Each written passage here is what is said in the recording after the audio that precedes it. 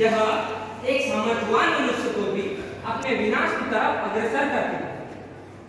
मोह के आवेश में आकर इंसान धर्म, अधर्म, नीति और अनीति में भेद करना भूल जाता है। जिस तरह हस्तिनापुर के महान सम्राट पुत्र मोह की आवेश में अपनी ज्ञान चक्षु पर पर्दा डालते हैं। स्वागत है आप सबका हस्तिनापुर की महान साम्राज्य में।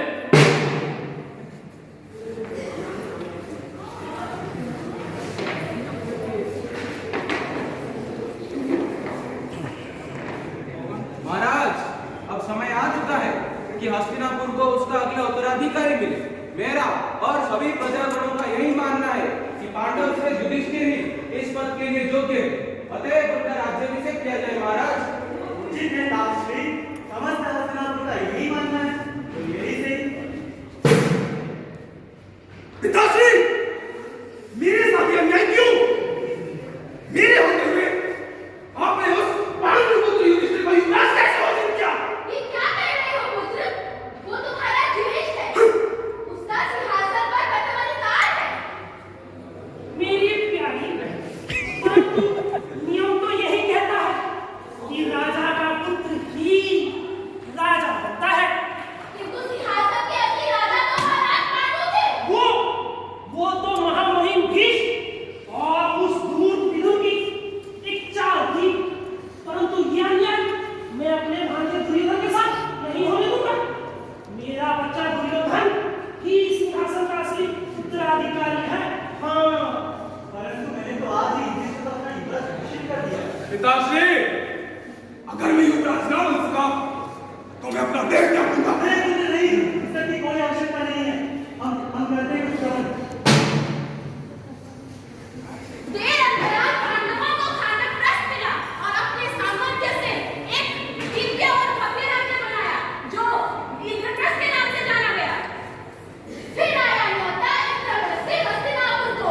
देखकर हस्तिनापुर का वैभव लोग कांपने लगा दुर्योधन के मन को। देख दुर्योधन हो जन्म द्रौपदी के मुख से निकले यह वचन, अंधे का पुत्र अंधा। सुनकर यह कटु वचन दुर्योधन के मन को हुआ आघात। आओ देखा न ताओ देखा, हस्तिनापुर के लिए रवाना हुआ। अपमान, घोर अपमान! क्या यही था इन पांडवों की सच? हमें इंद्रप्रस्थ बुलाकर हमारा अपमान किया जाए और उस गंदी भाषा की नहीं प्रसास कि हस्तिनापुर के होने वाले सम्राट को पास है। उसके अहम के कारण उस इंद्रप्रस्थ को अपने अधीन कर उस दुर्मति द्रुपद पुत्री को आजीवन अपनी दासी बनाकर रखूंगा मैं। पांडवों को इंद्रप्रस्थ विपुल रूप से मिला, उस पर हम अपना आधिपत्य कैसे स्थापित करें? वैसे भी तुम विस्तार में रखा महान हस्तिनापुर साम्राज्य के होने वाले सम्राट हो, फिर उस तुच्छ नगरी का तुम्हारा सामने क्या ही बोल रहे हो? हाँ, परंतु अंगरा बात राज विस्तार का नहीं, बात है कुरुवंश के सम्मान की। तो ठीक है, तुझे आज्ञा दो, तो अभिरूप पांडवों को बंदी बनाकर तुम्हारे कदमों में डालें। इतनी जल्दबाजी ठीक नहीं अंतराज कर। उन पांडवों ने हमारा अपमान किया। अपमान का उत्तर अपमान से दिया जाता है। परंतु कैसे महाशय? द्युत भांजे द्युत। एक राजा कभी युद्ध और द्युत का आवाहन अस्वीकार नहीं करता, और धर्मराज वो तो अपने धर्म की रक्षा के हेतु इसे अवश्य स्वीकार करेंगे। वीरों को दुस्सवा नहीं देना कांताराज। वीरों का सामर्थ रणभूमि में शस्त्र उठाना होता है। ये पास होता है हमें। मेरे बच्चे, रणभूमि में युद्ध से पहले मनोभूमि में खेला जाता है।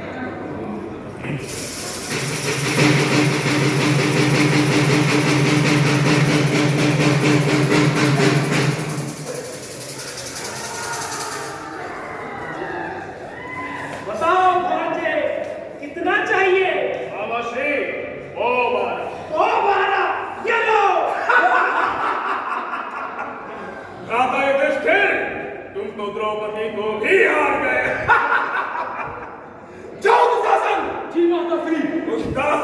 उन्हें केशों से पकड़कर इस राजसभा में घसीट के लाओ। आज्ञा हो मंत्री। ऐसा अनाथ मत करो। गुरुवंश पर ऐसा लांछन मत लगाओ पुत्र। लांछन? कैसा लांछन पितामह? यहाँ जो हो रहा है धर्म के अनुरूप हो रहा है। जाओ दुशासन। जी माता दी।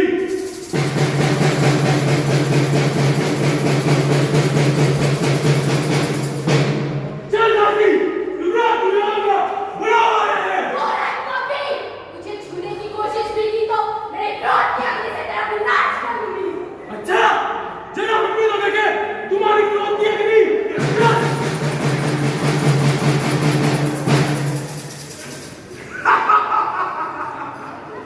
आओ दासी आओ, आकर हमारी जंघा पर बैठो। चुप कर धर्मी। मैंने हस्तिनापुर की लक्ष्मी बनकर यहाँ प्रवेश किया था और आज किसी पशु की भांति मुझे यहाँ लाया जा रहा है। ऐसा क्यों? पितामह आपकी कीर्ति तो जगत आर्यभट्ट में ना, आप तो स्वयं गंगा के पुत्र हैं। आपके समझ से ऐसा व्यवहार देख आप क्या कहना बोल सकते हैं? चुप हो जा दासी, कब से अपना बकवास कह रही है। ठहर जाओ दुशासन। ऐसा पाप मत करो। महाराज, इस अधर्म को होने से रोकिए। द्रौपदी हमारी कुलवधू है। उसके सम्मान कुरुवंश की प्रतिष्ठा है। कैसी कुलवधू? जो स्त्री पांच पुरुषों के साथ संबंध रखे वो किसी भी कुल की कुलवधू होने के लायक ही नहीं। धिक्कार है स्त्री को। अंतराज, ऐसी हम सब कहने के लिए मैं तुम्हारी जीवा काटूंगा। जिस सभा में नारी का सम्मान नहीं, उस सभा में मेरी कोई जगह नहीं। मैं महामंत्री विनोद इस सभा का त्याग करता हूँ। दुशासन, जीवनश्री, जिस प्रकार इंद्रप्रस्थ की माया सभा में हमसे हमारे शस्त्र छीन कर हमें अपमानित किया गया था, ठीक उसी प्रकार निर्वस्त्र करो इस पंडित को। आज्ञा माता जी। दुशासन, अगर तूने ऐसा कुकर्म करने की कोशिश की तो मैं पांडु पुत्र की ये प्रण लेता हूँ, तेरे छाती चीर कर तेरा लहू पीऊंगा। और तू दुर्योधन, ये याद रख, जिस जंघा पर तूने बंगाली को बिठाने की सोची है उसी जंघा को तोड़कर मैं इस अपमान का बदला लूंगा।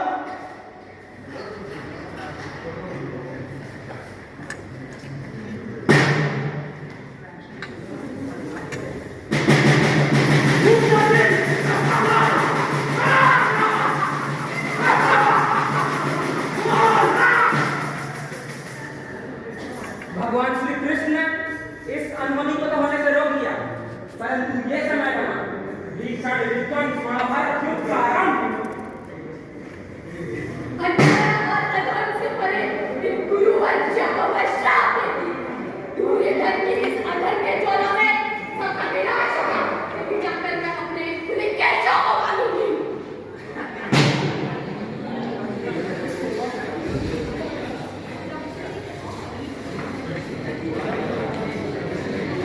वर्षों तक वन में घूम घूम बाधा विघ्नों को चूम चूम साधु उठाक मानी पत्थर पांडव आए तो चौक निकल। सौभाग्य नामक दिन सोता है, आगे देखे क्या होता है। मैत्री की राह बताने को, सबको सुमार्ग पे लाने को, दुर्योधन को समझाने को, भीषण विध्वंस बचाने को भगवान हस्तिनापुर आए, पांडव का संदेशा लाए। हस्तिनापुर में आपका स्वागत है वासुदेव कृष्ण। कहिए कैसे आना? 13 वर्ष बीत चुके हैं महाराज। पांडवों को उनका राज्य से सम्मान से लौटा दिया जाए। कौन सा राज्य वासुदेव?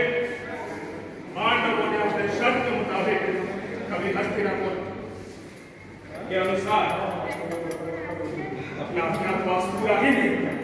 कौन सा अज्ञातवास था दुर्योधन? ये तो आपकी मूर्खता थी। क्या आप अपने समक्ष खड़े अर्जुन को भी पहचान ना पाए? क्यों मामाश्री? हस्तिनापुर सिर्फ मेरा है, सिर्फ मेरा। इस शिक्षा का कोई अधिकार नहीं। ये छल है महाराज, ये वासुदेव का छल है। ये पांडवों को 5 ग्राम दिलाकर स्वतंत्र अधिकार दिलाना चाहते हैं।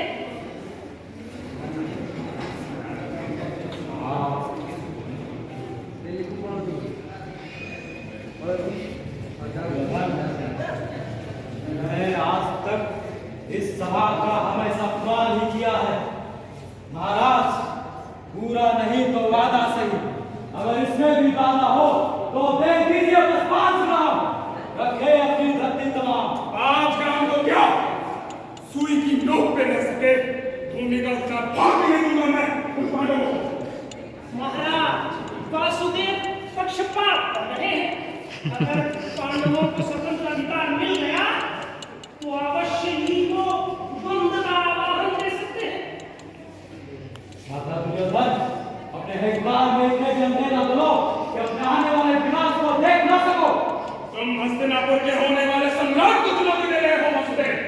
सैनिकों, कौन वो इसको नहीं, ऐसा मत करो, ऐसा मत करो। मत करो ऐसा, मत करो। मुझे बांधोगे दादा दुर्योधन? चलो, तुम्हें सत्य से अवगत कराता हूँ। यह देख गगन मुझमें है, यह देख पवन मुझमें है, मुझमें विलीन झंकार सकल, मुझमें है संघार सकल, अमृत फूलता है मुझमें, संघार फूलता है मुझमें विलीन झंकार सकल।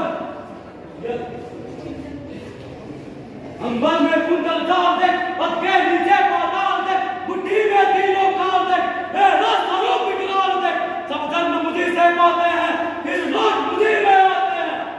मुझमें दुखों को दुष्यकान देख, मुझमें सारा ब्रह्मांड देख, सरासर जीव दस्तर रक्षक, दस्तर मनुष्य सुरता देवत, सतकोटि सूर्य सतकोटि चंद्र, सतकोटि सरित सिंधु मंद, सतकोटि विष्णु ब्रह्मा महेश, सतकोटि विष्णु गणपति गणेश, सतकोटि रुद्र सतकोटि काल, सतकोटि दंडधर लोकपाल, सजीव नागर साधिके।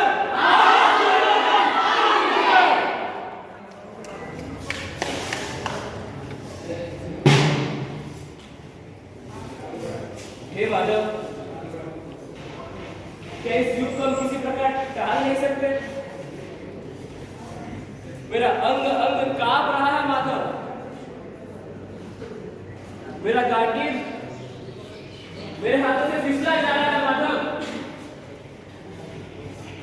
मुझे हर तरफ केवल विनाश दिखाई दे रहा है माधव, केवल विनाश।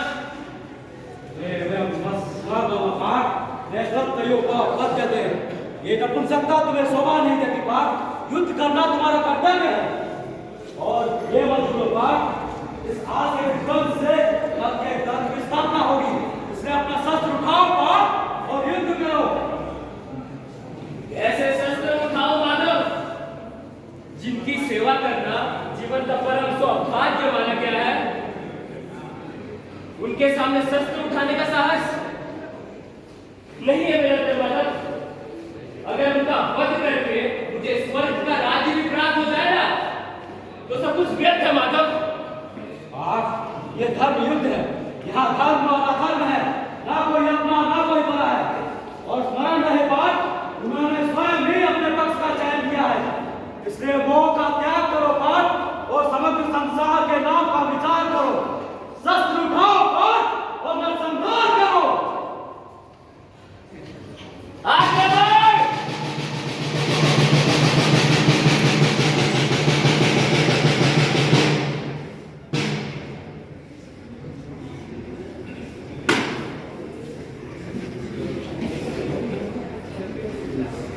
मुझे इस अंधकार से निकालिए माधव, धर्म और अधर्म का ज्ञान दीजिए माधव।